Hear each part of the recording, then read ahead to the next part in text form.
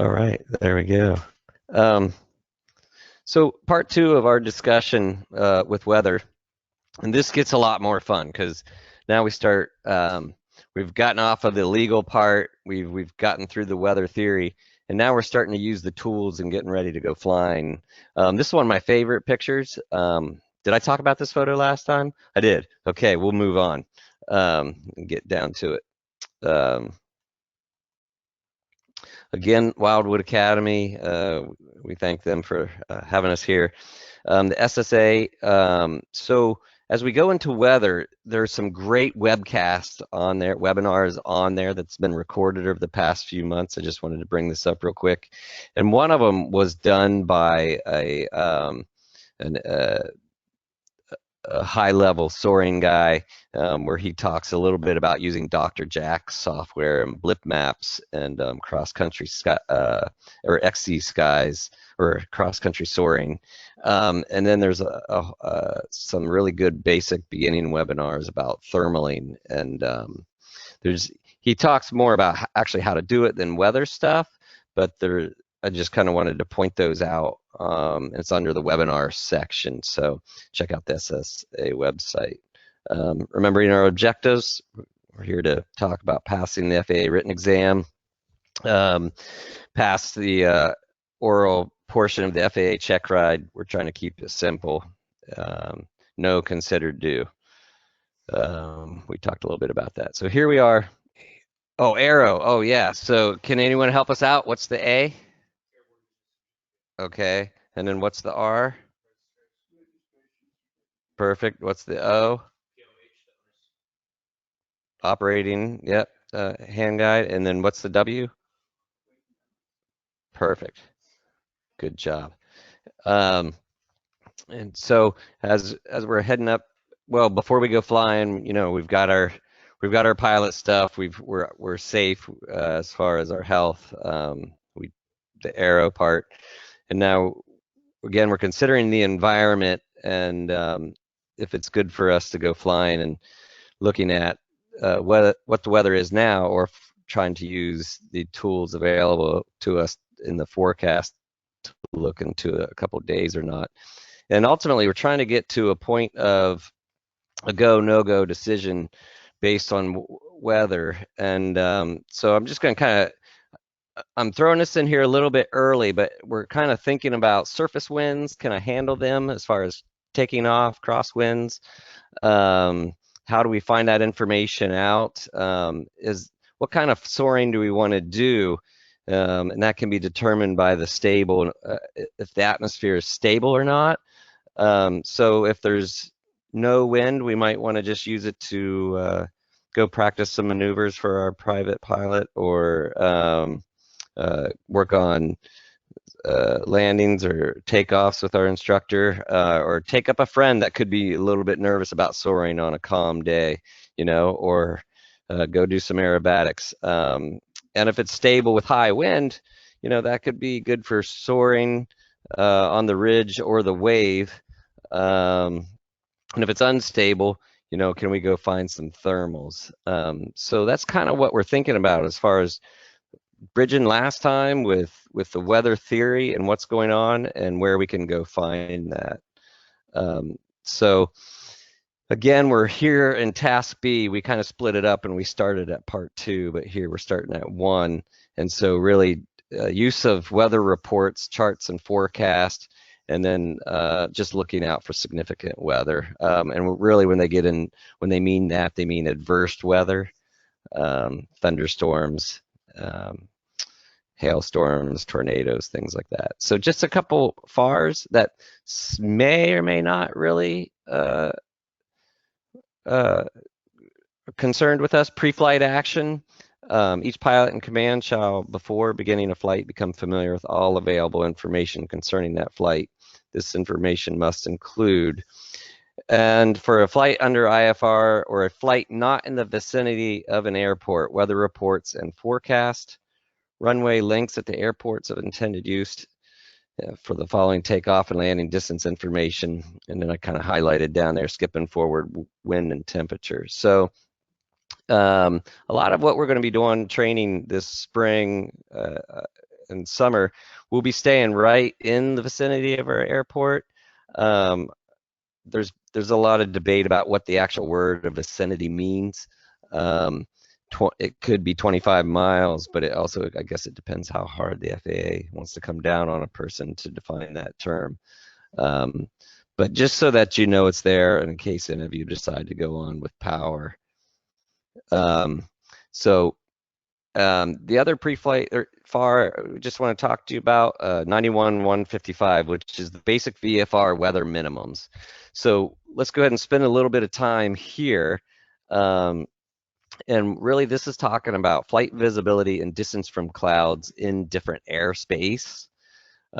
So again, just no person may operate an aircraft under VFR when the flight visibility is less or at a distance from clouds that is less than that prescribed for the corresponding altitude and class of airspace in the following table. Okay, so I know we haven't looked at flight charts yet, okay, but I'm going to start with kind of the easiest. And so Class A airspace is that basically from 18,000 feet to 60,000 feet, and flight visibility and distance from clouds not applicable. Okay. Class B, which would be the Seattle SeaTac airspace, 3 statute miles. So for you to go in there under visual flight rules with a glider, you'd have to have 3 statute miles and just stay clear of clouds. Okay. The likelihood of us doing that, we're not going to do it, but right now anyway. So Class C, that's 3 statute miles, and then it's a rule I like to call the 152 rule. You got to be 1,000 feet above clouds, 500 feet below, and 2,000 feet horizontally. Okay. Class D is the same. Oh, sorry. Class C airspace is that it looks like an upside down wedding cake over, say, like an area like Portland. Okay, and it's a controlled airspace that that you would have to have permission to go into. Okay. So it's kind of this is some of this information is like we gotta put the cart before the horse somewhere, and this will start to make sense.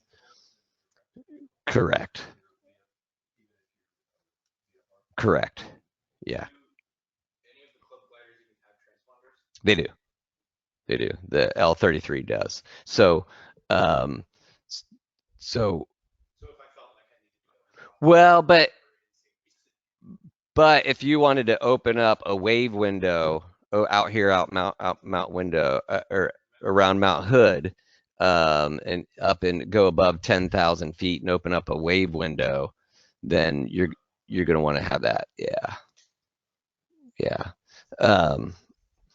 But so again, part of the reason that we have to go through this, I know, is because some of you still have to take the written, and they still put some of this information on this for you, and I know, so that's why it's like a lot. Some of this stuff is like it's kind of awkward for glider pilots, right? So, but I still got to kind of like expose you to it so that when you start to see it, you're like, why do I need to know that? But you still get exposed to it a little bit. And then, so like Troutdale would be a Class Delta airspace, and that'll get more defined later for you. Over here is a chart, and what I've showed here is just Hood River, and this simply is you're looking straight down on it, but that would be Class G airspace and Class E airspace depending on the altitude you're in. Is the airspace defined by the size of it, defined by the size of the activity of the airport, basically? Yeah. Here, let me pop off real quick. There's nothing on that part of section. Exactly. Right. Here, let me show you this just so you kind of see. This is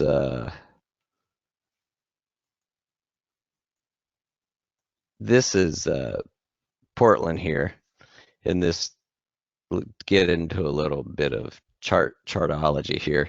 This is the magenta airspace that's around Portland. That's a class Charlie, and this big circle here is, so if you see this, you see that, right? This number here, 18 and 40.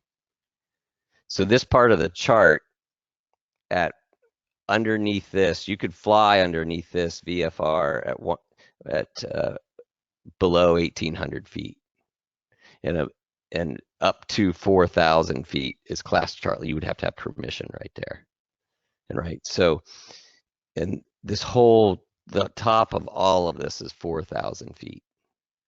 Okay, so this starts to define some airspace that we haven't really gotten into. Actually, before I'll come back, let me show you this graphic here.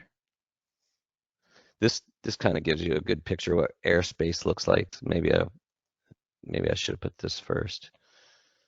Here's a Bravo airport. So your largest airports in the country are Bravo airports. Okay, and then so a lot of these spaces look like upside down wedding cakes. And then here's Portland. So Seattle, Dallas, New York, Washington, D.C. would be these large class Bravo airspaces. And then these class Charlie spaces, and then class Delta for smaller airports. The rest of the airspace in the country is either class E or G. And really, I like to tell people to think of everything is basically class E from 1,200 feet to 18,000 feet unless otherwise specified. And below it, it's class G, 1,200 feet and below unless otherwise specified. Because there's a few places where like class G only goes up to 700 feet and stuff. And kind of right now, we don't need to worry about that. 18,000 feet, sorry, for the most part, right? So E blends into A. Correct. Correct. Yep. Now this chart, yeah, okay. Up here, because this is showing a mountain. Like, the rectangle is for the Victor airway. Oh, this rectangle. Yeah. Oh, this rectangle, yeah. There used to be large portions of our country that class G airspace went up to 14,500. This was like just 3 or 4 years ago. That all went away. There are very few places that class G airspace goes up to 14,500. Very few. When I first started flying 7 years ago, there used to be a lot of airspace that did that. That all went away. How long have you been flying? 6 years now. Do you remember large sections or not? I mean, in Oregon, in Washington, there were large sections of class G airspace. It's all gone away. And I don't know what, I don't know what made those changes.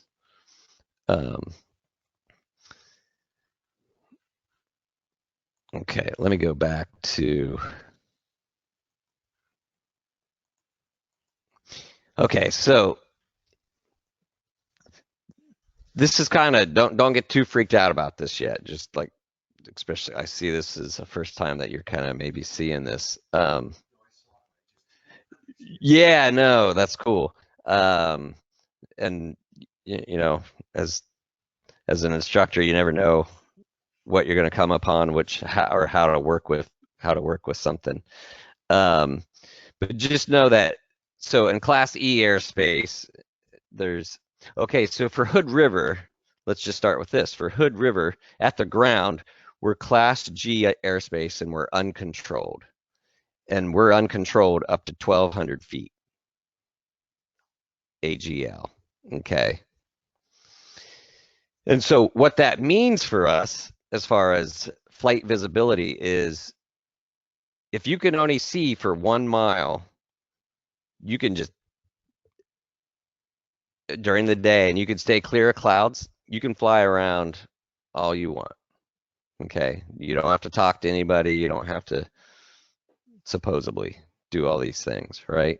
The second you go 1,201 foot, you're in Class E airspace, which is controlled space. And then at that point, during the day, you have to have 3 miles of visibility. And you got this 152 rule, this distance from cloud rule, which is 1,000 feet above, 500 feet below, or 2,000 feet horizontal. And what all these cloud rules are in place for is you as a VFR pilot just flying around up in the airspace, as long as you supposedly stay in these distances from these clouds, traffic that's IFR and they're on a certain flight plan, that if they come busting out of a cloud, that they're going to be able to move and if they see you in time. I mean, does that kind of make sense to everyone? Okay. Like, do you have a different thought on that?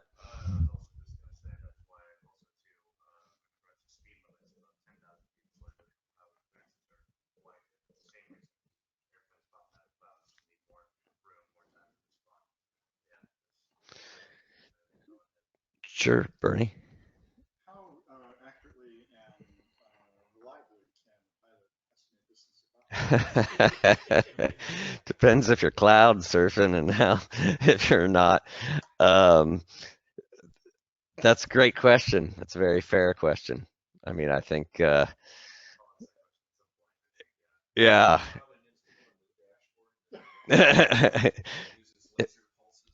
If anybody's listening into the webinar, the question from Bernie was, how accurately can a pilot tell how far they are away from a cloud? Um, so, so any more questions on this? Should I go through this anymore, or do you want me to move on? Okay. All right. So, all right. So we've talked about this a little bit. Um, this is a great graphic. If you can just Google VFR airspace, and different graphs come up to help you learn this. Like, Just to clarify, yep. us out in Hood River, Yes.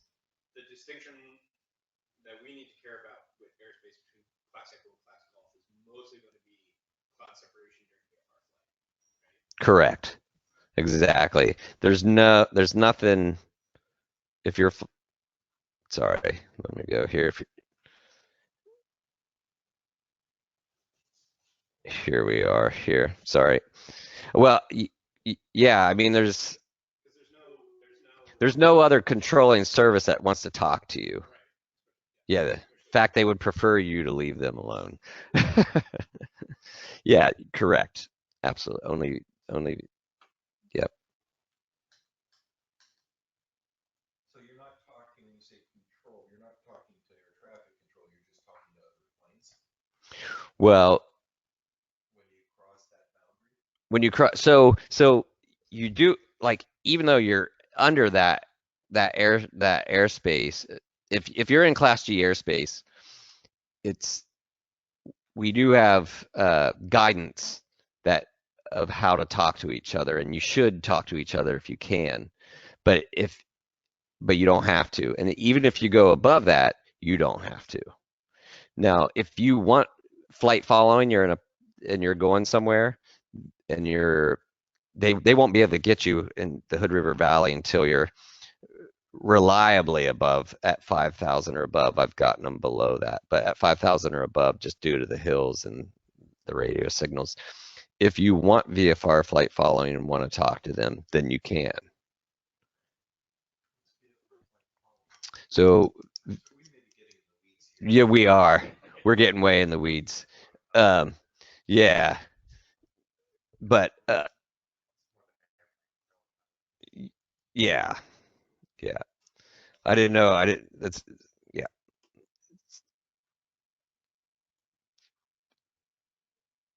All right. So, oops. Here we go. All right. So, weather briefing yourself. There's all these tools out there about how to brief yourself, and so I always kind of think about two questions on how to use a tool. Um, what is it good for? That's my WIGF thing. And then where do I find it, or how do I find it, right? Um, and so here I've got a little list that we'll come back around to once in a while and visit. So the first thing you could do is you could call a briefer. National Weather Service or the flight service stations all across the country, and they have briefers that you can just call. Um, Obviously, we're talking about soaring, and but just to be complete here, you could call 6 or more hours away and ask for an Outlook briefing, and then and they'll just kind of tell you a big synopsis about what's going on, where you could start to think what the weather's doing. Um, and then there's the standard briefing, and these are like the 11 things that they'll go through with you. They would go through with you. Are there any adverse conditions coming up, tornadoes or thunderstorms? They have a thing called VFR flight not recommended. So if it's going to be a low cloud base, so they may have a recommendation on that. They're going to go through the synopsis of the weather systems coming through. Cold fronts, warm fronts, um, high and low pressures. They're going to go through the current conditions. They're going to go through, if you give them a forecast of, I'm going to do a soaring cross-country flight from Hood River down to Bend, they're going to go through anything they can find on their radar weather-wise for the en route forecast, and they're going to give you what they have at the destination forecast for now and the time that you may arrive. They're going to go through winds and temperatures aloft of what you tell them. They're going to give you any NOTAMs. We haven't really talked about NOTAMs yet, which is notices to airmen, which could be runway closures, could be radio frequency hangups, all kinds of different things along the route. TFRs, temporary flight restrictions. Just last year and the year before with the big fires, or the year before with the big fire in the gorge here, we had, a huge TFR blocking out, 3 miles just west of the runway, and at one point it came down the river, so that halted or slowed operations here for the gliding club and pilots. And then special flight restricted areas, ATC delays probably won't affect us much, and then anything else you request. I kind of highlighted the ones that in the soaring briefing is probably going to come up more than likely than not. And then if you get delayed, say you call 2 hours before you're going to do a flight and then you get delayed for some reason, it's often they suggest calling and see if there's any changes to your delay, which you would just give your N number of your plane or your name, and they would go back to the briefing they gave you and then give you any changes. So I kind of tried this out because I'm like a weather guy not a weather guy, but I'm a guy who like self-briefs. When I was doing my instrument flight training, I would always call a weather briefer. But so I would call, I made a couple calls and to briefers recently and would call down to areas in Tucson or Boulder and just see what I got. And I found that I got like a range of skills of guys that were comfortable with talking about soaring. And so, when you call, you're supposed to give your name and tail number and where you're departing from and how high you're going to go. That I learned because every time I called, they would ask, "Hey, how high are you going to go?" And like here, I never know how high I'm going to go. How high can I get? Um, So, and they were asking how long, and I mean these are all in there, but I don't normally call for soaring. So, did you ever call for soaring? Mm, yeah,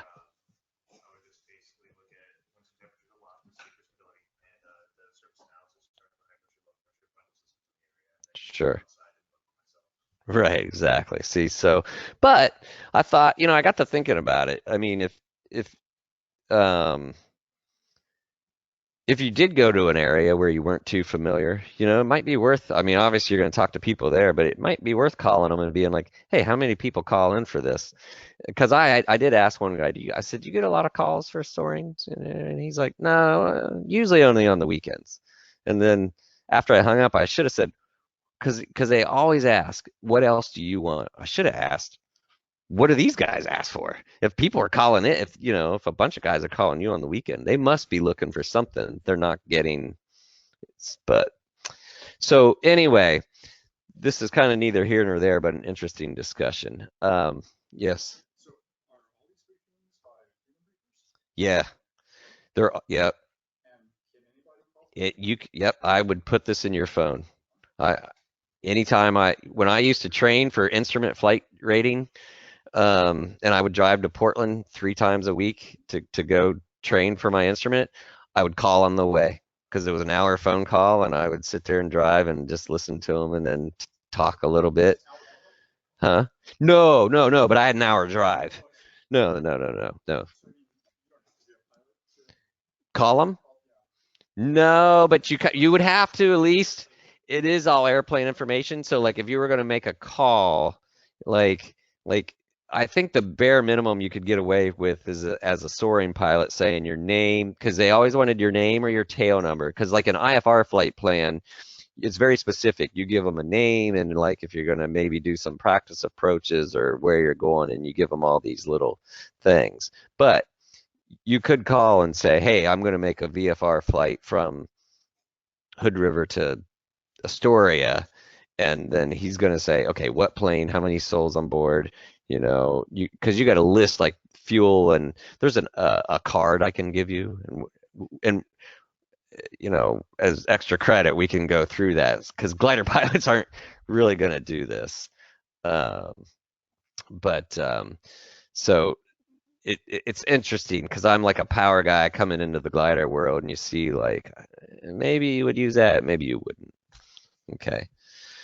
Um, and then all these, I don't want to miss anything here. So, but it's interesting, right? So only, oh, and then there's the automated soaring forecast, which we'll take a look at, and only select um, National Weather Service weather forecast offices do this. Spokane's one, of course, Boulder's one, and but there's a handful. And then today, I didn't even know this existed. I was listening to a weather briefer, or I was listening to a webcom at the end of the day today from a National Weather Service person, uh, a weather briefer who works for the National Weather Service, and there's a 1-800-weatherbrief.com website that's got like all these great tools on it, and you as a pilot can go get like a free spot on it and create this whole weather dashboard. So, um, Are those reliable, those types of web resources that are directly, stamped with the National Weather Service on them? yes. Well, I mean, it depends. I mean, we'll have to ask which ones you mean reliable. The 1-800 weather briefer, absolutely. It's all National Weather Service. And now most of the products out there all come from the same information being made by the government. They just package it differently, right? But the 1-800 weather briefer, um, she was kind of given a pitch for it, so I think she worked for it, you know. And she was a National Weather Service weather briefer, so I was like, I don't know what this product is.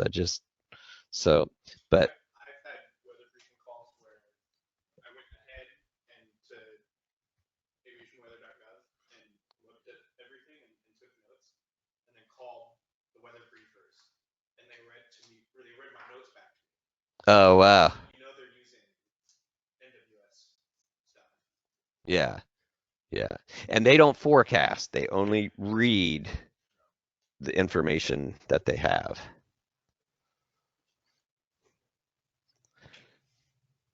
Okay, here's our first little practice test question, right? At what time will thermals begin to form? And so that says, refers us to the figure that would pop up on your test, and you'd have to read the thermal or read the weather briefing.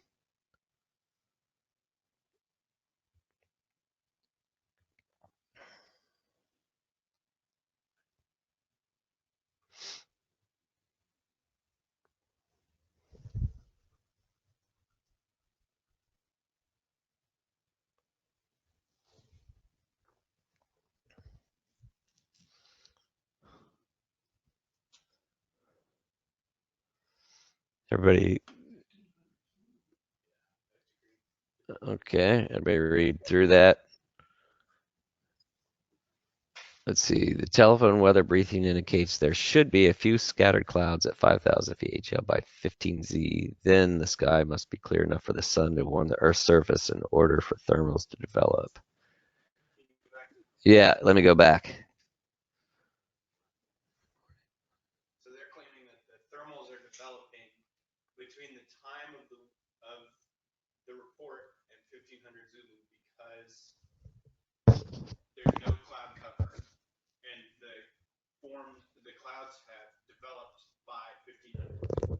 Right. So therefore the thermals must have been happening between What time will thermals the begin to report form? and the cumulus clouds. Correct. So, all right, here's the second one.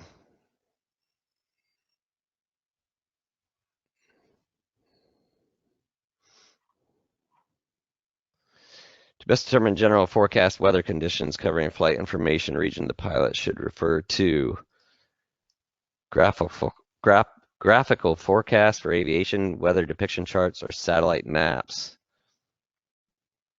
And GFA, I kind of threw that in there just to, because I know you don't know it yet, but just to set us up for moving on here with weather briefing yourself. So you can call a briefer, or we can start digging into what most people do, or you could do both.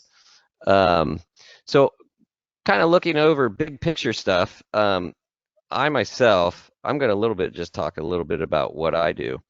And the first thing I actually like to go to before I go fly, I always start actually with just the weather.gov and put in so I look at Hood River, Oregon here.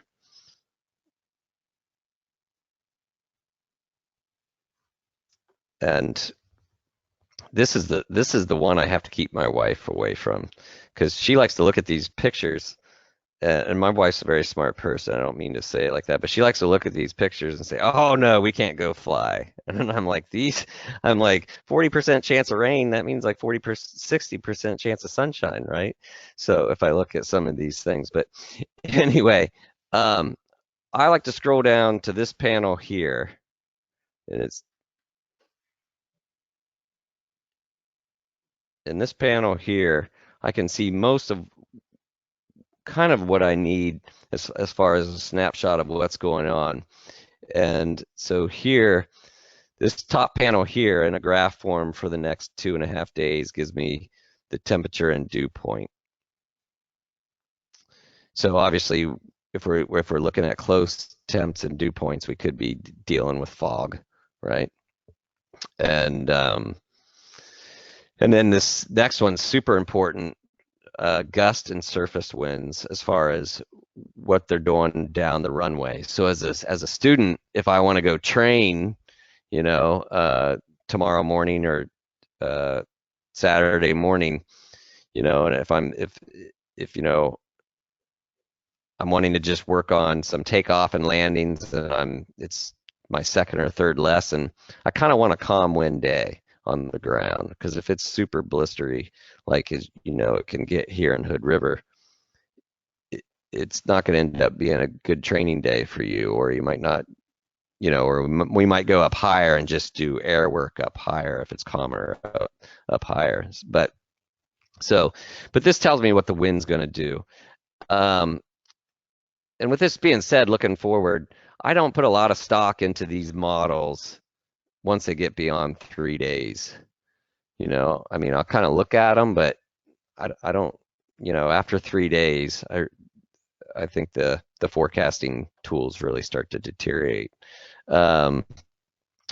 Relative humidity, precipitation, sky cover, you can kind of let you figure out what the clouds are going to be doing. But these 3 panels here, I like to look at, you know, the next 3 days on. So that just kind of gives me general overall picture. Is the white and gray separation civil sunset and civil sunrise? Oh, that's good. Actually changing with widths or different? That could be. I've never thought about it. I've never looked at that. Again, I don't claim to be a expert on all this. I just use it in a certain way. I think you might be right about that. Let's see. That looks about right. Yeah, it does. That'd be 5 something there, and I get up well before that, so I don't pay attention because well, no, wait, that would be 7. Yeah, that would probably, although it seems to get civil daylight would probably start a little bit before that time, though. Probably sunrise and sunset, not twilight. Yeah. Yeah, I'm thinking twilight. You can report on that next week. Perfect. Okay. All right. Let's get back to. So the next part, kind of big picture stuff. You got prog charts at surface, low level, and the significant weather charts. And on this one, I'm gonna be hopping back and forth, just so you see the products themselves. So Aviation Weathergov. This site has really come along. When I first started flying just 7 years ago, there was a lot more searching to kind of put things together, and it's changed rapidly. And certain sources I used to use, or that the government used to put out to find information, they have changed as well, and they've disappeared. Like for example, in forecast, I used to love the area forecast, and you can see they discontinued it, and every once in a while a tool like this just totally disappears, and they've done something different with it, and sometimes it's better and sometimes it's different, but they have made some good improvements. But back to our prog charts. I'm scrolling down here on prognostic charts, and so they give you a surface plot, and they have 12 and 24 hours plots, and then they'll extend beyond that, I think up to 3 days. So obviously here we're looking at the high weather systems, the low systems, what weather's doing right now. There's a nice low system in our area that might pull the weather off of the coast. They're here for a day or two, but then the weather's probably going to get kind of rainy around here with this cold front coming through there. And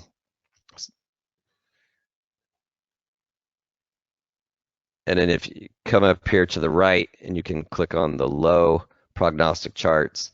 And this quickly, at a glance, as you learn to read them, and some of you may have already been reading these in different forms or from different sites. This obviously is geared towards pilots and pulls it all into one area. But this orange line here is for ceilings less than 1,000 feet. So that's kind of starts to get into IFR weather. Obviously, we're not going to be launching gliders and things like that. But let's say you wanted to just train and do pattern work. If if the ceiling here at the airport is, if the ceiling's 2,000 feet above, yeah, let's go do some patterns. That's, you know, if it's stable and it's 2,000 feet above the ground, we only need 1,500 feet of it for patterns. If it's turbulent and there's weather systems moving through and it's kind of 1,500 feet on one side and 2,000 feet on the other side, we probably wouldn't go do patterns in weather like that. Great question. So when they talk about clouds and ceilings, it's always AGL or above ground level. Everything else is mean sea level. Any you agree on that? Yeah, yeah. And then you can click, you can go into these panels and, oh, right here's where I meant to go. And so you can see different times, 12 hour and 24-hour weather before, and get an idea of what's going on. Let me go back to our presentation.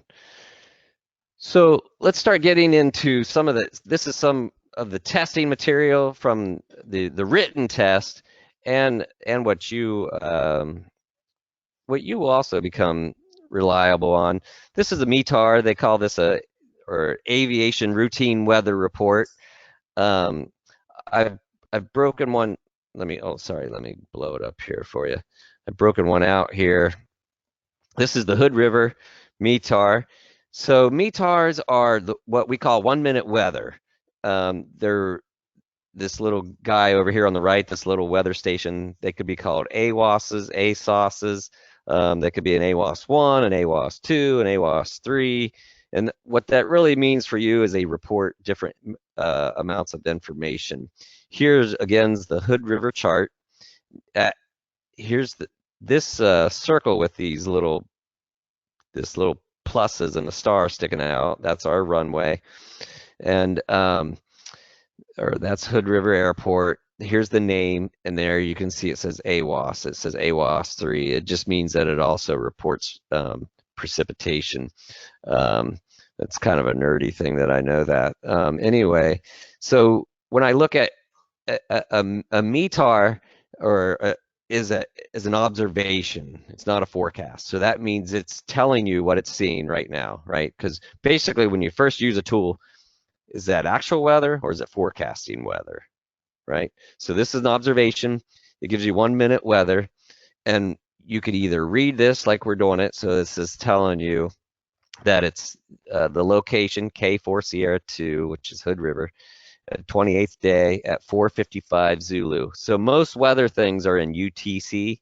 So and we're 7 hours 8 right now. Yep, thank you. We're 8 right now behind Greenwich time because it's standard time. So, and this is just telling you it's an automatic weather observation. If there's anything else here like special or something like that, that means that a human intervened with the reporting of the information on it. And when I took this, it was 0 wind direction at 0 knots. I wanted it to be more exciting, but it's not. We'll see if there's something more going on right now. 7 statute miles. Some METARs, if it says like P6SM, that means it's clearer than 6 and it's not going to report. Ours will report up to 10 statute miles of visibility. Sky, again, it was a boring, when I took this, sky was clear because it may say SCT at 3,000 feet, scattered at 3,000 feet. It'll give up to 12,000 feet of what the ceiling's doing. And then these numbers here are always temperature. This is always dew point. And then altimeter. So here's our pressure, 3031. Remarks, AO2. That's just the type of meat. There are no remarks. Sometimes it might say light rain or something else there that the operator puts in there. Yeah, go ahead. Temperature must be Celsius? It is. Yep, it is. So you can tell it's close, and if there was a lot of moisture in the air, it could probably be fog. Is it BR? No. Yeah. Yeah. Yeah. So what's it good for? Crosswinds. I live 3 miles from the airport or two or something, right? So it's like if I'm a student training, do I want to drive up there? Well, it's always fun to drive up there and see what's going on, right? But is it worth me going up and flying today? So I mean, if I'm a new guy and it's like, you know, this is saying it's, you know, blowing 30 with gust of 35, it's not a day for me to go fly, right? But so anyway, we can learn direction and crosswinds, and then which runway we're going to use, because we always take off and land into the wind, right? So it tells us our visibility.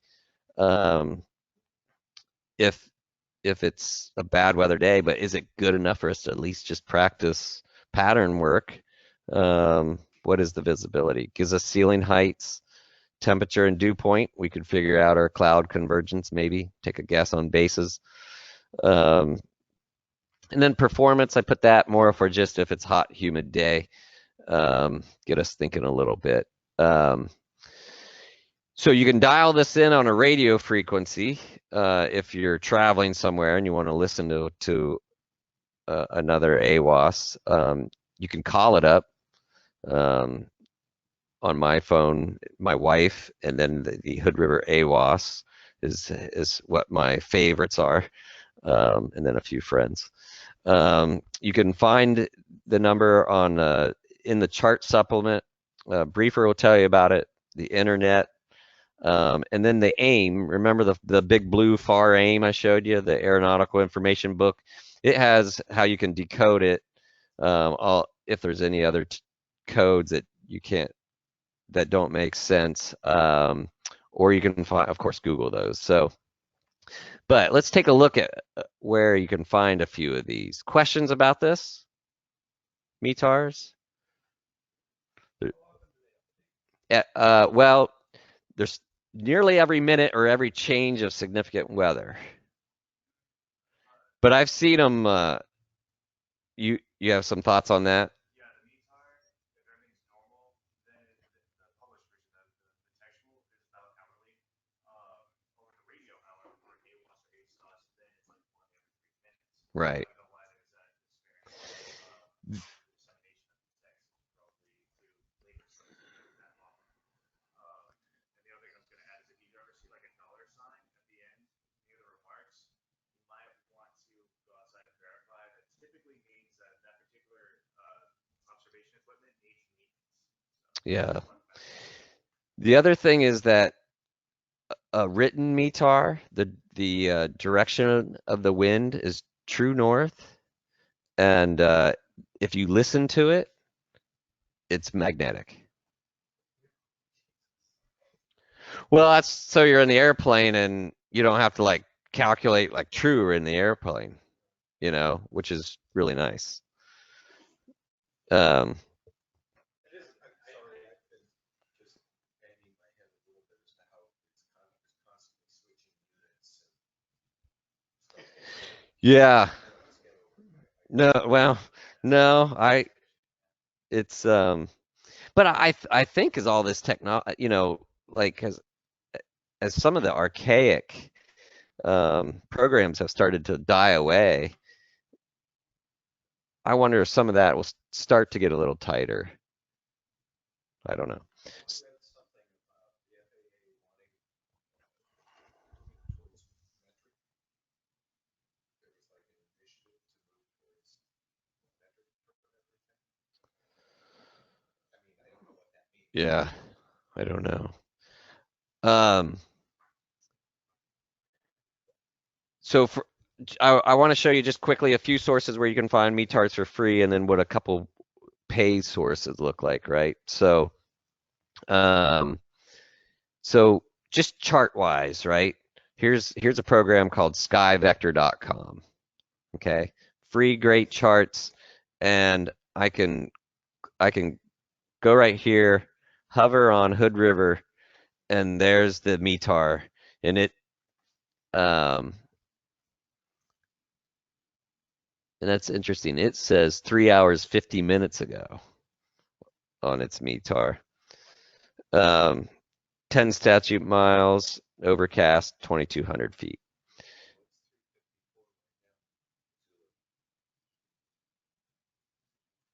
Oh, that's okay.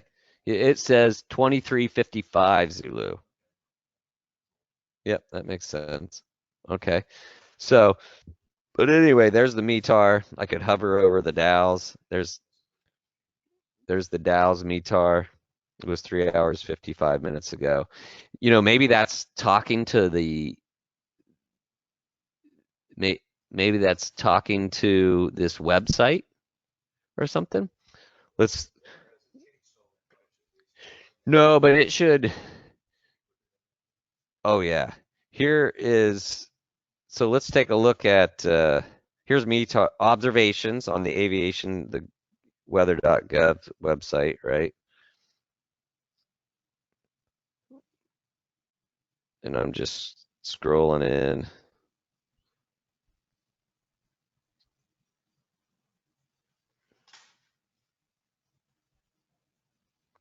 Here's Hood River. Here's 4 Sierra 2, 31, day 0357, Zulu. So 3 minutes behind. Auto, it's calm up there, 10 statute miles, visibility, overcast 20. Dew temperature 2, -1, altimeter 3006. So there you go. Here's what it looks like on a program called ForeFlight that you have to buy a subscription for. Now what ForeFlight does is you can click on it. They have the METAR and the code, but then they dummy it down for you. And they put it all out there for you. And well, I wonder if sites are going to start if it's going to start becoming that easy. Okay, so that's METAR. Any questions about METARs? Okay, so let's move on. All right, here's your FAA government test about METARs. What are the wind conditions at Wink, Texas? Wink is K-I-N-N-K, their airport. And you can see the METAR there. Is it calm? Is it 110 at 12 knots, gusting 18? Is it 111 at 2 knots, gust 18 knots?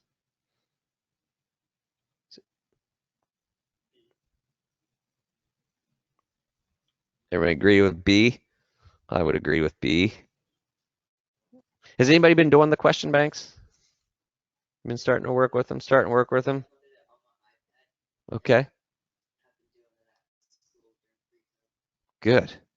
All right, here's a little tougher one. Which of the reporting stations have VFR weather? All of these, so they want you to look at all of them. KINK, KBOI, and KJFK, or KINK, KBOA, KBOI, and KLAX. So let's look at, so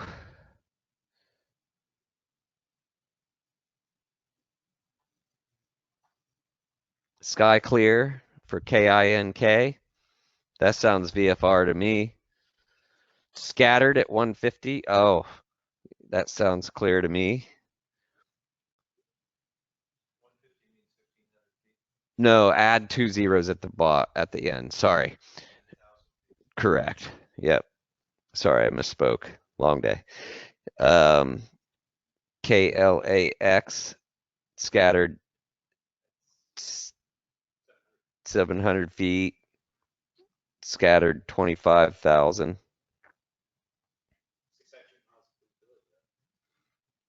Yeah, but so VFR weather, what's it require?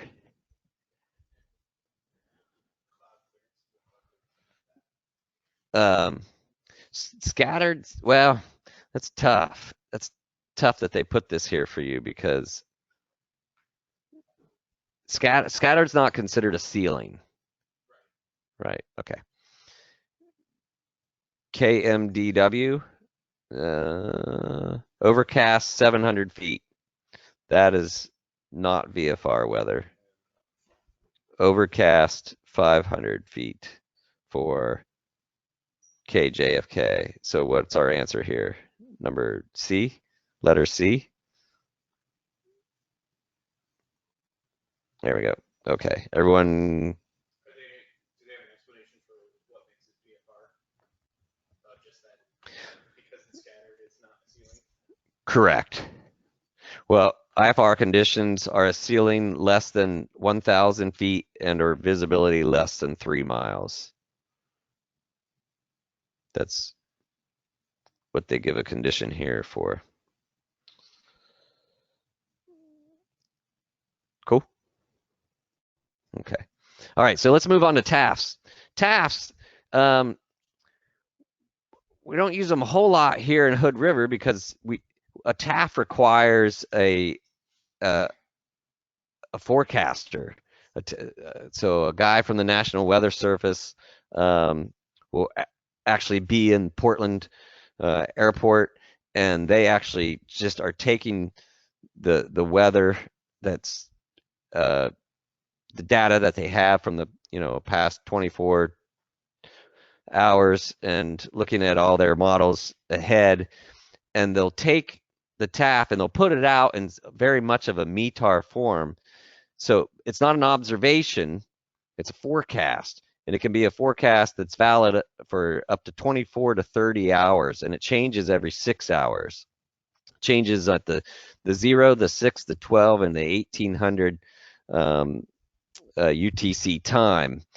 And so you can see here on this one, on the Dow's TAF, it gives the date 27, and it was 23:21 Zulu. So it gives the time. If there's a lag in that time, then that means a forecaster was working with it. Okay, so there's a forecaster that must have been working with this before putting it out. And you can see it's good for the 28th starting at the beginning of the day, and it ends at the end of that day. So this is a 28 or 24-hour TAF. And so the first line is generally almost like a METAR. It's pretty dead on. So here it's giving you the wind direction 080, 11 knots, more than 6. That's at least 6 statute miles of visibility, and it's scattered at 25,000 feet. And what's the cool thing about a TAF is TAFs use all the data. Like I said, he's using the person that makes this forecast is using all the data that they had over the past 24, 48 hours, forecasting it. So they're sometimes they're pretty spot on. And so it says from 2800 at 0600, the winds are going to be variable. That's what this view at 3 knots, 6 statute miles of visibility. BR is rain, scattered at 1,000 feet, broken at 25,000. Yes, it is Zulu. Yep. Yes. Yep. Scattered is an 1/8, I believe, and broken is 5/8. Yeah.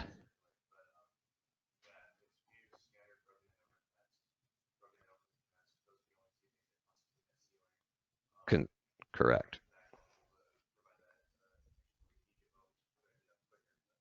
Correct. Yep. So obviously clear, scattered, few, or it's not a ceiling. Okay. And then it just it goes on from and what the weather's going to do. Like I said, valid for 24 to 30 hour period. And it's a 5 statute mile area from the center of the airport. So that's all that forecaster is responsible for. So again, it's good for crosswinds, it's good for visibility, it's good for ceilings, and good for what precipitation, so convective energy, convective up or down, or advective sideways, what's going on around the airport. You can find this on the internet from the phone briefer, and the codes are in section 7 of the AIM. So just to pop out, right?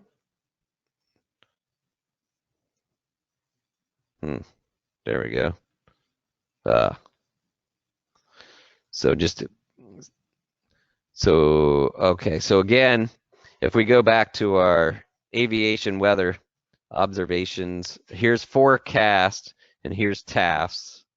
We can click on TAFs, and here's, well, we'll go to Portland. We were talking about Portland. So here's Portland's TAF tonight, and you can see on there that you can see the TAF. Okay, so that's one way to find it. You can find it in ForeFlight on SkyVector. Questions about TAFs? Here at Hood River, not as meaningful to us, but unless you wanted to maybe verify some thought you had about weather coming or going across the Dalles, because I mean, there's still some big weather differences happens between here and the Dalles, but there are some things to verify. So there's yep, but there are questions for you for the test for tasks. Okay, so between 10 and 12 Zulu, the visibility at KMEM is forecast to be, so that's easy because we go to KMEM and look for it.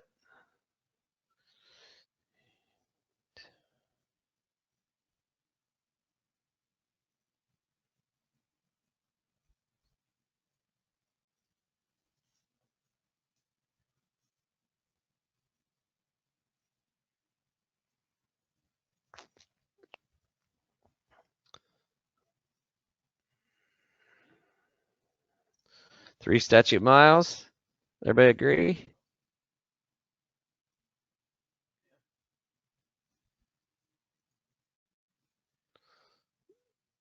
So everybody see that on the TAF?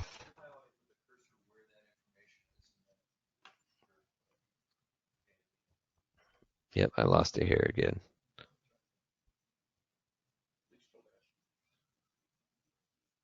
The fourth line, you're right. So becoming at 1310, 3 statute miles. Yeah, thanks. See that? So a lot of these questions are just kind of just doing the work. I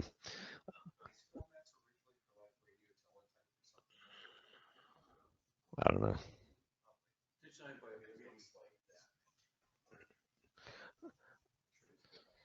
Yeah, a lot of these go back. So yeah, yeah. So winds and temps aloft. So here we're talking about, last time we talked a little bit about our radio balloons, right? So sending them up at 0 and 12 Zulu every day, which would be what, 5 and 1700 for us. And so they're obviously, so we're capturing those balloons, and we're getting winds, temperatures aloft, and it's getting much easier to read these charts. But so at PDX, they never give the temperature if the station's 3,000 foot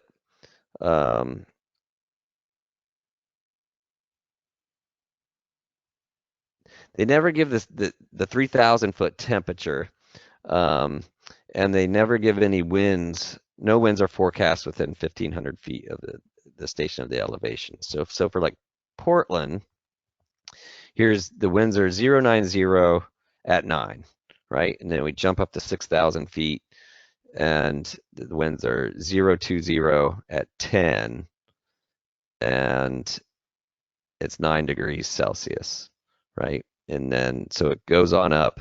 Everything at above 24,000 temperature is assumed negative. So that's why they quit putting the negative form. So with winds and temperatures aloft forecast, we could start to think about stability, right? Because we could start to think about our dry adiabatic lapse rates that we were talking about last week, if we see large gaps in temperatures or not. And for our altitudes around here, we've got the Cascades, which are averaging what, around 5,000–6,000 feet.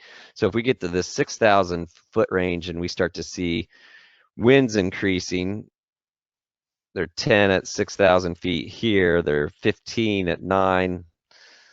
That's not a great increase. 16 of 31, that's a better increase. So if we start seeing them increase at the higher levels, we could possibly forecast some wave. This particular day doesn't look like a good wave day to me. We can see freezing levels,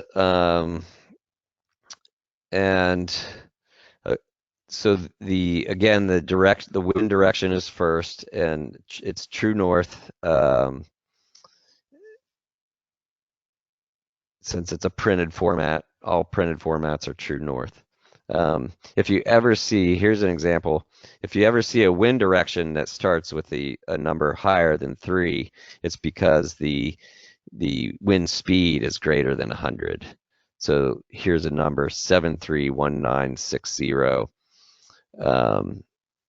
You would take the 73 and subtract it, which would give you the degrees, and add the number 19 to 100. This is one of these things I bet's going to disappear in the next couple of years, the way that, so it's kind of like some of this could kind of come up on a written, but some of this I think is going to disappear. I'll show you where we find the charts, but I think a lot of this we're going to start to, we could use QT instead to find our winds and temperature aloft. The briefers can tell you about it.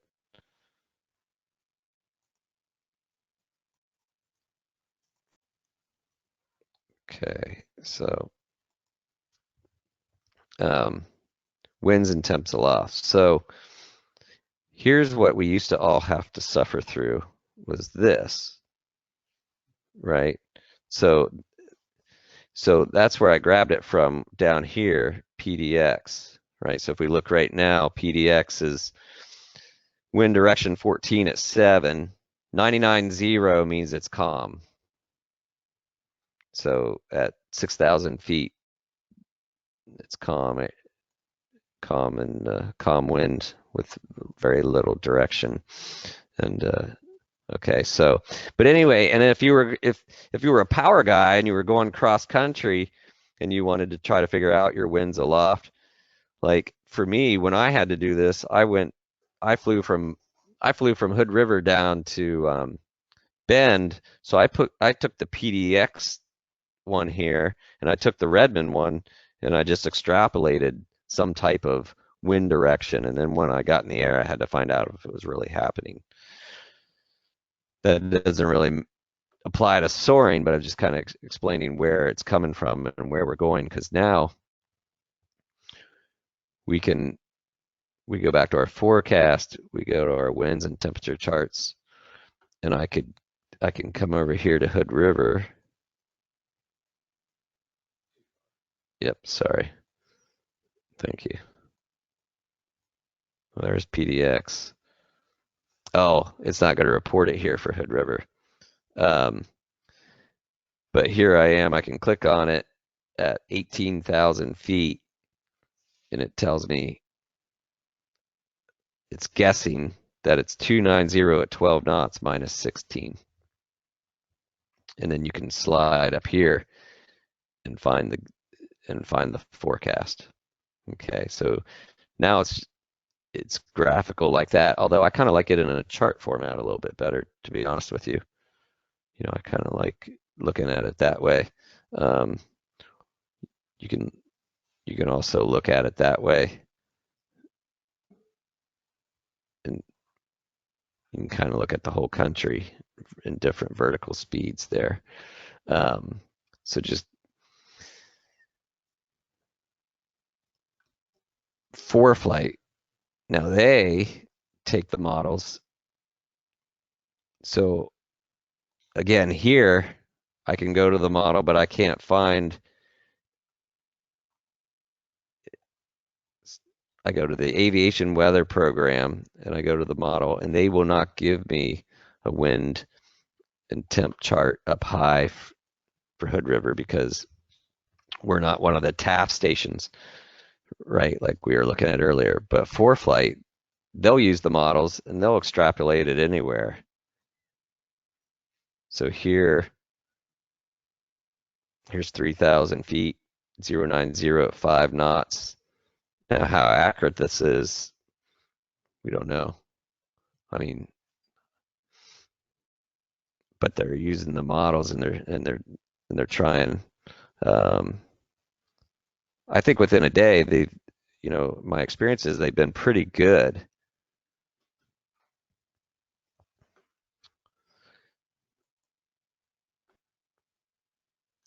And then your FAA questions on looking at. Yeah, go ahead. Oh, yeah. Look at that. There you go. Oh, I just wanted to say the term light and variable is used in reference to a winds aloft forecast. The coded group and wind speed it's actually 99.0. We don't have the question, do we? Oh, yeah, we do have it. Okay, so there you go. What values are used for winds aloft forecast? Magnetic direction in knots, magnetic direction in miles per hour, true direction in knots. There you go.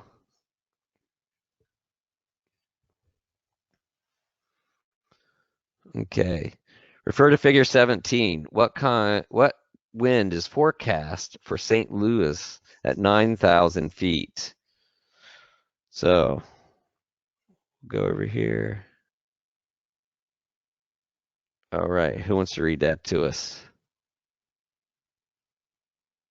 That's winds at 230, 32 knots. Yep. All right, so do we do 23 true? Or magnetic? Okay, 32 knots. I agree. So that's going to be A. Okay. Questions on that? Thoughts? Pretty straightforward. All right. So, anybody need to take a break? We're about an hour 20 in, and we got a little bit to go, yeah, but not too much. Yeah, we should probably take a quick break here. Perfect. Okay, so here let's keep going. We've got 35 minutes left, and just a little bit more to get through here. Now we talked about SKUTs last week some, and so last week when we tried to look at this website and the government was down, and so we couldn't see it, and so now it's back up. So again, we were using it last week basically to figure out maybe at the thermal index, right? We used it as a discussion for figuring out thermal index. But we can obviously use it to see winds aloft, what are forecasted, the temperatures, dew points, figure out possibly cloud bases, where there's stable and not stable air. And so here's the site I wanted to show you last week. It's on your slides if you want to go play with it. And just a little quick introduction of it here. When it pops up here, there's different models, GFS, NAM. These are different organizations within the National Weather Service. And if you want to click on those and go find out all the different ways they do it, you can get so lost, and it's kind of fun, right? Like if it's a slow day at work, it is kind of cool to see like how and who doing what and making up. Yeah. So if I click on GFS, it takes me to the Environmental Modeling Center. Yep, So it's basically a global weather prediction model, right? exactly. All these are. Yep. And I mean, it's like all this stuff is, based off like you start with your soundings, right, at 00 and noon or 12, which is really 5 and 1700 here. And then there's got all the METARs and everything, it's like radars and you get it. I was involved in a study. I didn't do the hands-on technical work, but I was involved in a study on the next defense weather satellite system. Oh wow, cool. So you know these guys. I'm familiar with some of these things. Okay. Yeah, I'm not the hands-on technical expert, so I'm still Right. learning a lot here. Sure. But it's Sure. interesting to learn things. Same here. Like so I found the GFS down here in NAM one to kind of work the best so far. But if you just up here put the airport or identifier up here, so we're for Sierra 2, you got to click on this latest. It only goes back 8 years of data. I didn't have enough time to prepare all that for you, nor was I interested. That's kind of a joke. But 24 hours here, and I'm going to load. So it loads up the last 24 hours of data here. And so if we look at this one from 21 Zulu, when it ran its model, and what's kind of cool, so here over here we can see it's pretty calm wind. And when you go onto the chart, because since the data is so small, right? When you go onto the chart, the numbers populate, and you can kind of look at like right now. I'm looking at, I mean, you can look at whatever you want to look at, and then you can click here too. Like let's say it'll do the thermal forecast, the TI for you. Like if the temperature started here at 20 degrees Celsius, you can see, you could calculate all these, the thermal index. Remember, the thermal index was the subtracting the high temperature of the day, from the environmental temperature. And but you could kind of however you want to decide to try to forecast. This tool kind of lets you play with it.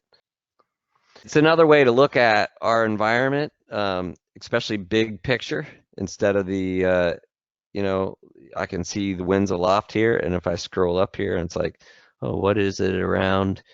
Predicted to be exactly at 8,630 feet. Well, if I look over at this bar, it's out of the northwest, and at 10 miles per hour, or I could go look at it over here on this chart.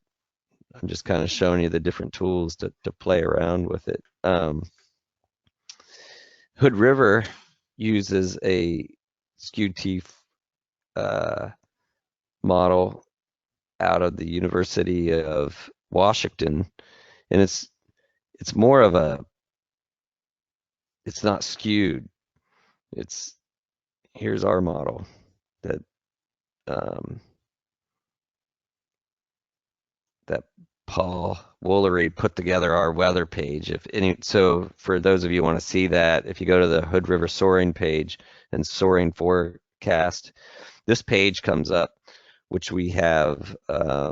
You can go to the current airfield conditions.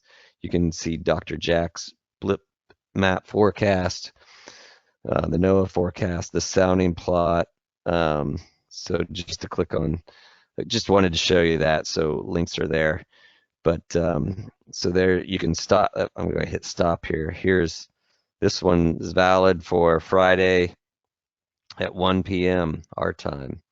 And you could go out and you can see the temperature actually starts what may be 600 feet. Now a lot of these models, for if you call them into a certain area, will start more around 2,000 or 3,000 feet, because that's like where the satellite will go down and do its It's IR.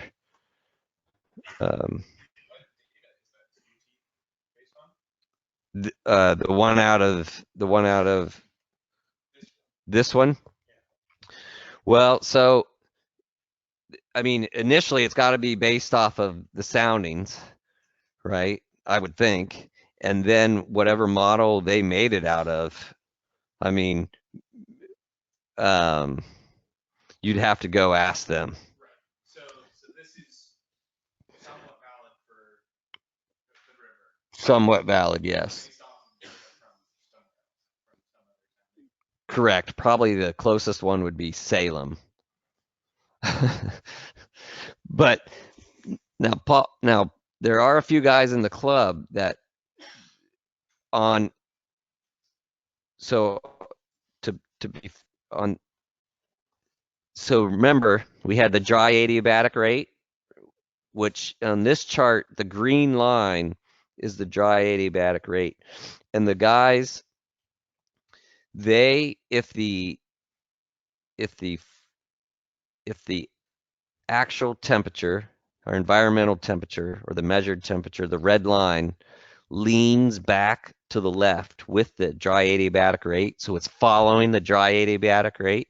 If it follows it, and they have high wind temperatures or a high wind forecast, especially up in the 800 to 700 levels,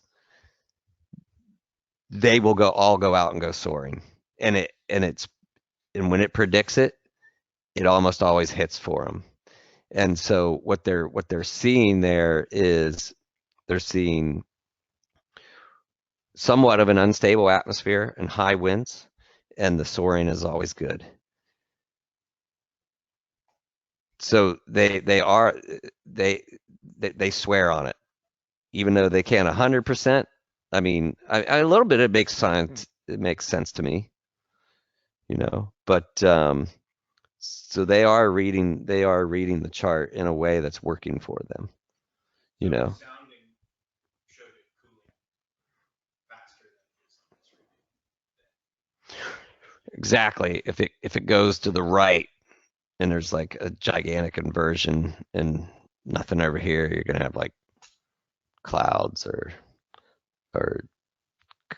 calm winds and things like that. But Can you remind me what specifically about the sounding, what about the actual temperature cooling close to the dry adiabatic rate would make it good for soaring? well, so that depends on the kind of soaring you want to do, right? So if you want wave, right, then you want this, you would want this to follow the dry adiabatic or actually cool a little bit away from it so that it was stable. And then you would want high winds too, but increasing in the points where there's peaks of the mountains and higher, because then that would create the wave. Does everybody agree with that? Everybody follow? Right? Because if you got an unstable atmosphere, say down like all the way up, that could probably disrupt wave. Right? So that means I would think would have to bend way to the left, the red line. Because then that would be yes. Yeah, that would be much more unstable.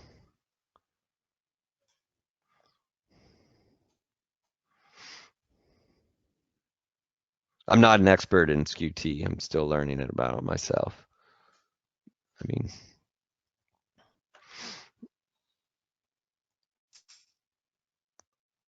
but I want to show you the tool to start playing with, right? PyReps. So this, whoops.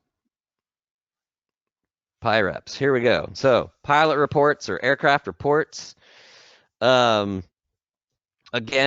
like you'll be this a couple easy questions. As you see, most of the questions on the FAA exams are easy, so you could be questioned about this. PIREPs are really the only thing in the air that are actual observations, because these are the actual pilots in the air saying, hey, there's turbulence here, there's icing here, right? And so when you pull up an observation, there, and I've got the chart over here, but the short of it is it's usually in reference to a VOR, again, something that we haven't learned about in this class. But there's over on the dowels, there's a VOR, which is a radio station basically that broadcasts it looks like a golf ball, and it broadcasts in a big 360-degree direction, and you can tell the controller how far you are away from that VOR, or the controller will probably actually know how far you are away from that VOR and say, I'm at 15,000 feet and I just went through crazy extreme turbulence, and they'll let all the other pilots know, hey, or they'll divert them away from this area. That's the short of it, right? You as a glider pilot, how could you use it? You could go on and definitely right here above Hood River, we have at 8, 9, what is the Hood 3 arrival? What is the height you go through Hood River? I've always wondered that.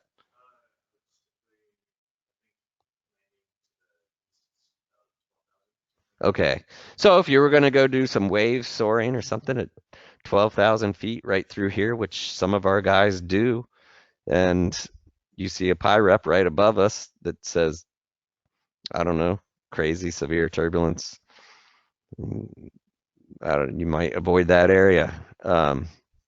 Like again, some of this stuff is more for, I think, power pilots, but as glider pilots, we do have to know they're out there. So you'd find them on the internet. If you were actually in the wave window, ATC might come on and let you know about it. A phone briefer will let you know if there's any PIREPs, and you can see the codes for these again in the AIM.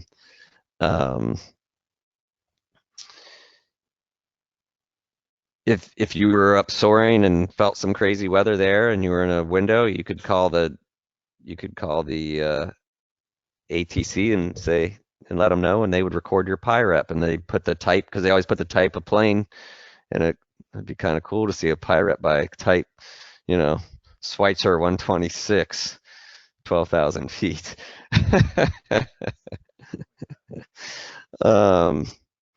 But let's see if there's any PIREPs out there right now. Why I'm trying to, ForeFlight won't show them on the website for some reason. They'll show them on your mobile version and your iPad, but they won't show them on the website. Why I'm looking for some. So observations, aircraft reps, and we have a special guest who flies in big time jets every day. Do you guys have anything to add about PIREPs? I mean, do you guys give them often, or just generally it's the tower asks you, right? You're coming in to land and they'll be like, hey, what are the tops out there? Because everyone wants to know, all the pilots want to know when the bad weather around the airport, like, what is the top to get out of this mess? Or good point. Cool, that's a good point. I'm glad you said that. Exactly, we could use that. Here I just widened out a little bit. You can see our state of Oregon and Washington. So here's one. Icing intensity light.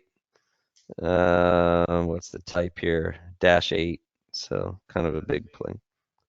That's what you fly. All right, that could have been one of your buddies going home, taking a bunch of people home. So anyway, or you could learn the tops here. He says sky tops 3,600 feet. So maybe you want to know that as a glider pilot. You're gonna, because a lot of times we'll have a big hole here, and we can get up and go above that hole and go do some soaring.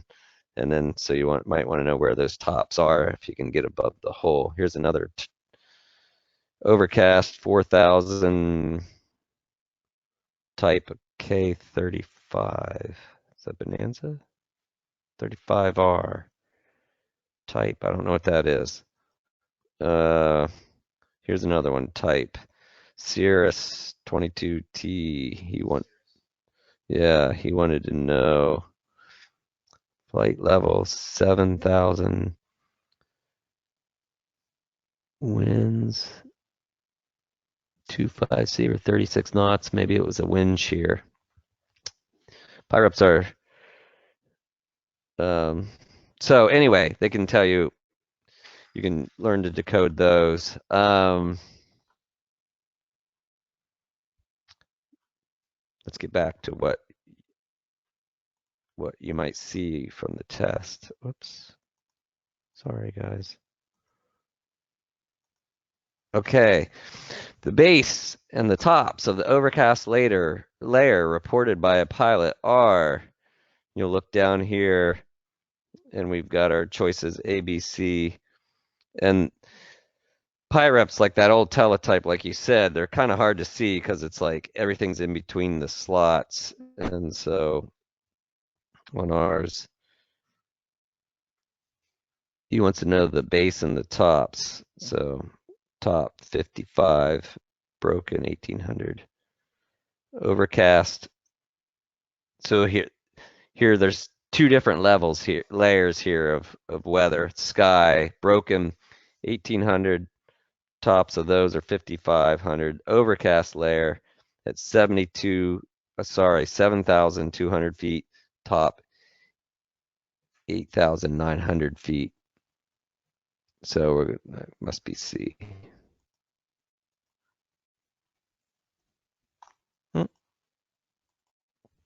There we go. Everybody understand that, PyReps? Okay. Okay, so Dr. Jack's bitmaps and SSA webinars, just again, I kind of mentioned those a little bit. I have not had a chance to use Dr. Jack's a whole bunch yet. There's a part that you can pay for, and there's a part that is free, and it's really and there's Cross Country Skies is another one. These are built by top level soaring experts, so check them out. I started when I was putting this lecture together the other day.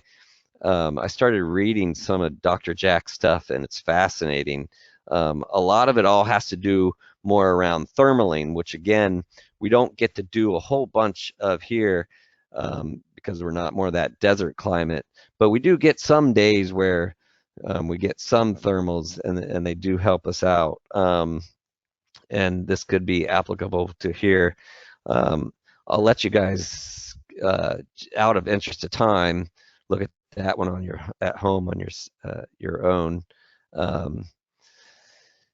So again, the National Weather Service soaring forecast. There's select offices put one out.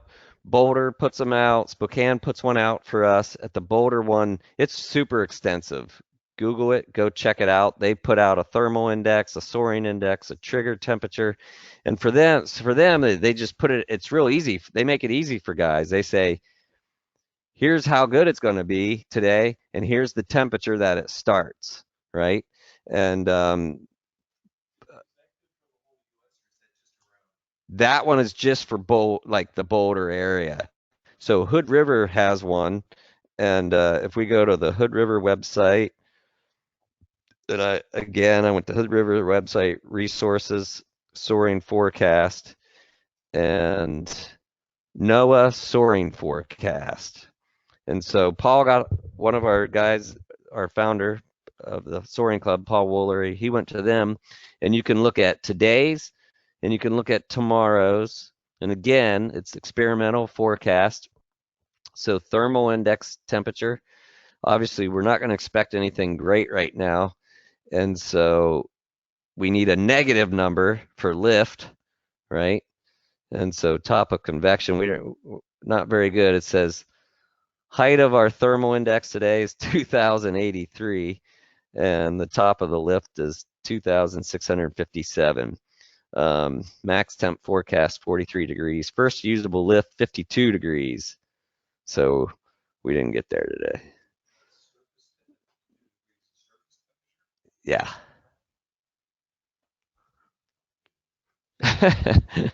So this is going to look different, obviously, in the spring and summer. Okay. Now, and like I said, the height of first usable lift 3,600. So, like the Boulder one is, like I said, a little bit more extensive. Tucson's looks exactly like this. So that I'm assuming these weather forecast service offices are sharing these models around, right? So let's come back. And then we basically have convective weather left. Oh, no, I want to show you this. Hood River jet stream. This one, the guys really believe in this one too. So here's our little jet stream. And here we are. Let me get the little red guy. Here's, right there's the Columbia River. And they feel that, I mean, it makes sense, right? When our tropopause bends and brings the jet stream over us, for the wave is really good here. And even the ridge soaring is generally pretty good. So I know they get excited when this lines up, and this, that our SKU-T model, which is not really a SKU-T, our loop model of the dry adiabatic and the rising and the winds increasing, then they really are all itching to go. The emails start flying. It's looking good on Wednesday. It's looking good, and everyone's, can you tow for us? Can you tow for us? Let's go flying. Awesome. Let's do it. So, and that's on the Hood River website to find that. Okay, so significant weather prognostics. Okay. There's a lot of scary data here. It's really just basically there's 3 different ways, and these are en route. So these are en route weather warnings about significant weather. This first one is called a SIGMET. We'll go through a few questions on here, but this is significant meteorological information, right? So you used to only find these in those area forecasts that disappeared. Remember, I clicked on that chart and they said this no longer exists, right?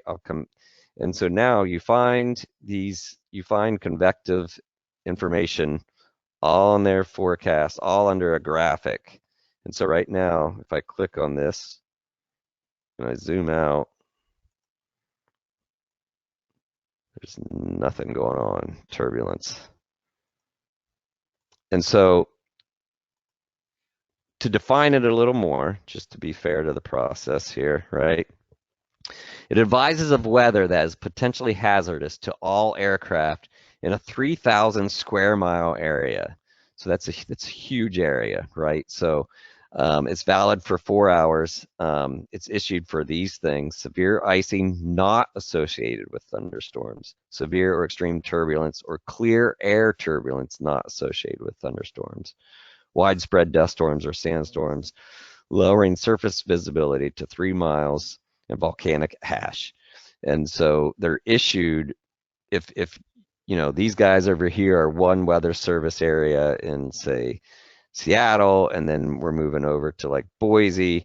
So if they notice a big storm, they might call it Papa 1, and as it moves 4 hours later, it gets over to Boise. You guys might call it Papa 2. It's just a big weather system that everyone's watching. That's all it is, right? And if you can go on the internet and see it, like I said, if you call the briefer, they'll say it. If you were en route, you were up in a soaring window, and all of a sudden it decides to move in and you were actually on flight following in your glider, ATC would come on and say, hey, there's been this issue. It may or may not happen. It doesn't mean it's actually happening in that in all of the 3,000 square foot area, but it has the potential. So here's convective segments. This is hazardous to all, let me make it bigger, hazardous to all aircraft, implies severe or greater turbulence, severe icing, and low-level wind shear, Low level wind shear always gets my attention. It's the only thing that's ever turned me upside down.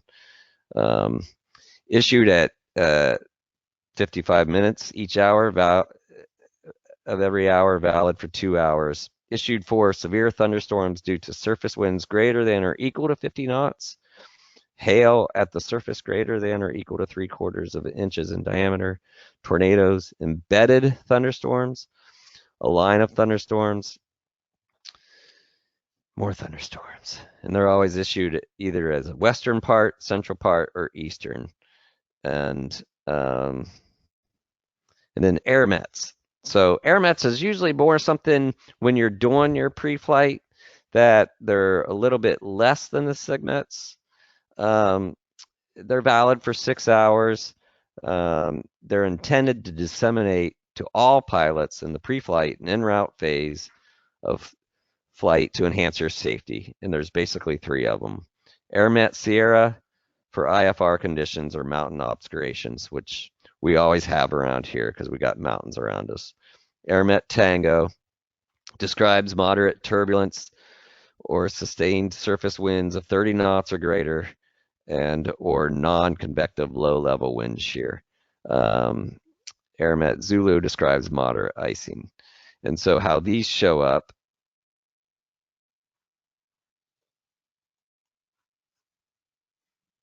again, so we could go the graphical AirMet on the charts. There's my friend, low-level wind shear. Where do I zoom out here? Here we go. Right in the, so big part of the plains here is in for a low-level wind shear warning. You can click on it, and it gives the valid time when it was issued till, and so airspeed loss or gain of 20 knots or more below 2,000 feet HEL. So that could be kind of scary in a small plane or a glider. And oh, okay, I got the other ones turned off. I was like, I know there's some more out there. So you can turn these on and off up here. Here's turbulence up high, turbulence low. Which ones do you want to look for? So surface winds, anything, there's got to be more out by us. Here we go. Now I got them all turned on. It's all kinds of warnings out there all the time. I was like, wait a minute. It's like a dead country out there. Dead atmosphere out there. Okay, that looks more like it. But you can turn them on and off and then click on them and like, what is this one? But it's just big general, so really if you look at this and then go to our prog charts, I mean, weather's happening. And the other chart just tells you a little bit more way to look at it to kind of bring it back around. Okay. So as glider pilots, Yes. would we mostly be using the airmets, SIGMETs, the same way that a power pilot would to be like, boy, it's real shitty out there. Yeah. Which you're gonna look out your window and see that anyway. You know what I'm saying? I think I man, to be honest, like I'm trying to think through like the more I've gotten away from IFR flying because something had to give in my life, right? Like so and gliding is slowly taking it over more and more. So I used to go practice approaches all the time, right? And you do because you fly for a living, right? Every day. But I really don't look at that stuff anymore. But as an instructor who has to, you guys have to go take these tests, I got to tell you about them, right? But I don't, as a glider pilot, I don't use them. I'm gonna pick that stuff up in. I mean, That could be applicable to someone who's doing that cross country. absolutely. And there are glider pilots who fly cross country all the time. I just was reading this blog of this guy. He at the end of the year he puts out a blog and he does on average about 60 cross country flights a year. He lives in San Francisco, and he'll fly. Oh, you should see it. It's amazing. I'll try to find it and send it to everybody so you can see it, because he puts out his traces, and it's mostly all Western stuff, but he's spending a lot of time going pretty far places from California to Nevada and California up to Idaho, and then he puts all his blips on one map for all his flights, and it's just this massive activity. And surely he is looking at some of this long range stuff and some of these SIGMETs, and surely he's tied into ATC doing that kind of flying. So how long are his flights then? I don't know what the records are, but they must be um, 6 to 8 hours, 12 hours. Um, I mean, because if you get up high and get on a good cloud street from California, you could probably get to some, Nevada or somewhere, in a few hours with going 130 miles per hour or 100, 200. No, they'd land. You did. Most of them land and trailer back, or I suppose, yeah, yeah, yeah. Usually people are chasing. Yeah, yep. Usually, and they're yeah, they takes them a while to catch up, but um, and again, I'm just a blog reader of that and have followed a little bit. I have no cross country glider experience, so I can I will make you a glider pilot so that you can go learn all that. But I can get you to land the plane and safely every time and make good decisions in that way and get you the basics. And I don't know if I have any aspirations to do cross country. Maybe I definitely want to get into the in more of the wave stuff around here and stuff. But one thing leads to another, right? Like 2 years ago, I was towing for the club, and I never thought I'd be in a glider, and now I'm starting to teach classes on it, and so um, we'll see. Anyway, just out of completeness, was there anything else? There's Okay. SIGMETs are issued as a warning of weather conditions hazardous to which aircraft? Small aircraft, only, large aircraft only, all aircraft. All aircraft. Okay. See, so I mean, sometimes I go into a high level of detail, but the questions are pretty simple. Which in-flight advisory would contain information on severe icing not associated with thunderstorms? Convective segment, a segment, or an airmet?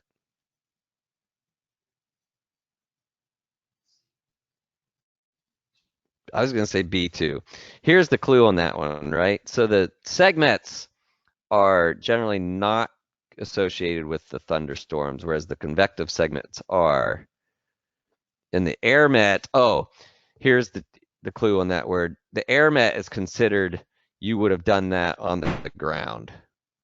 You would have looked on the ground, and SIGMET and convective is in flight. The word, that's the trick word there. Airmets are advisories of significant weather phenomena, but of lower intensities than SIGMETs, and are intended for dissemination to the only IFR pilots, all pilots, only VFR pilots. B, I agree. All pilots. What information is contained in a convective segment? Tornadoes, embedded thunderstorms, and hail 3/4 inch or greater in diameter, severe icing, severe turbulence, or widespread dust storms lowering visibility to less than 3 miles, or surface winds, something about video integration processor. We know it's not that. Hey, good job. So based on all that, again, so the examiner basically would come and talk to you and be like, okay, you're a new glider pilot. It's maybe gusting, it's like 20, gusting 25, and and throw all these scenarios at you about the weather. There's maybe a thunderstorm's coming in. You're super excited. Your buddy's in town. He wants you to take him up. You know, is it a good day to go flying, right? I mean, he's giving you all the stuff, right? Like 22, gusting 25. Maybe you can handle that. I mean, here in Hood River, we do learn to fly in some pretty gusty stuff. But if they start throwing things like thunderstorms in, and he's trying to uh, apply all these external forces by your buddy's in town and he knows you're a new glider pilot and wants to take you up, it's like, is it a good idea to fly? Probably not, um, but it's a gorgeous day out and you're well rested and it's good soaring and it's 20 miles per hour winds and you did just get your license. Yeah, I'm ready to fly because probably when you just got your license, it's the best time to fly. You're the most well prepared, right? So they'll use this to try to, because they'll just basically, when they get to this section, talk to you, and it won't be so much about, do you know about all this weather? They'll throw weather scenarios at you and put you in a situation and just say, hey, what would you do? And things like that. Or is this a good day to go flying, or is this not a good day to go flying? And so again, that's what the PAVE discussion's about the pilot. You got all your ducks in a row there, the aircraft, and then the weather minimums. And here in Hood River, the gliding society. It's so like when it's calm out, like all the guys are getting all like there are nice little antique planes out, and everything. And then when it gets super windy, they all disappear, and then all the glider guys come out. So it's like it's awesome. It's like because this is a really windy place, and so it works really good for us. And the Pawnee, it's a stable plane, so the tow pilots, they don't mind flying in the super gusty winds. Um, so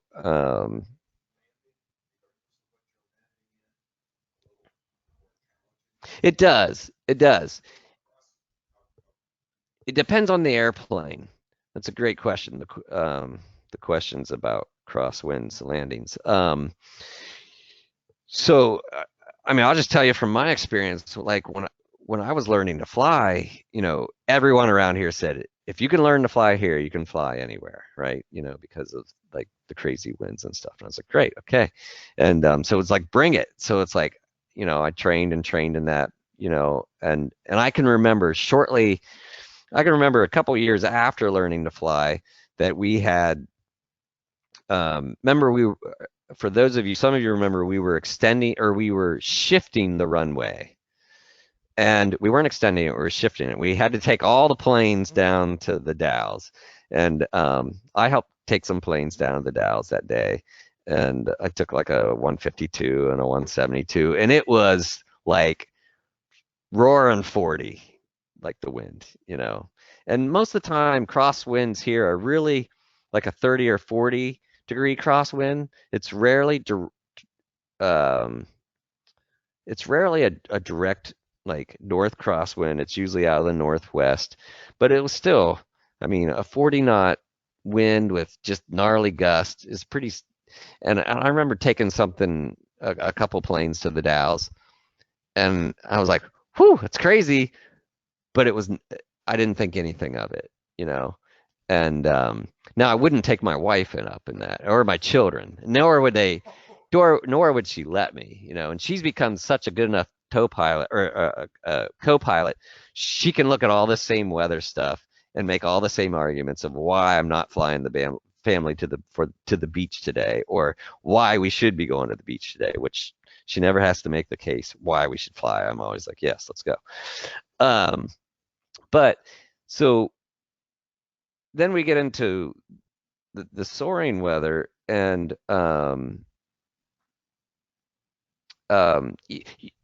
you just start small, right? You start small and you start building it up.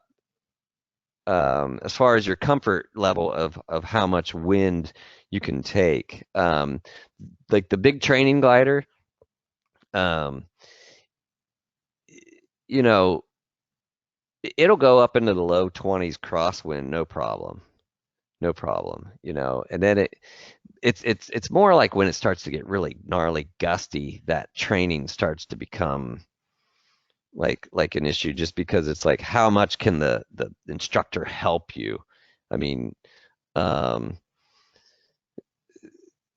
but I have flown some of the gliders in the lower 30s, upper 20s, and been quite comfortable with the cross landings. I mean, it is the skill of the pilot, but it's also it's your comfort level, so you got to be confident in that kind of weather. Um, but you also have to be practiced up on it. You know, it's like generally when that's happening, you're flying a lot at that time in similar weather, and you build up to kind of the worst part of it. But there is a point where you're like, it's not worth it. I mean, it's not. It's just, you know, sometimes it just gets too snotty where you're just like, one, that's not fun, and two, it's not worth either A, getting hurt or damaging the equipment.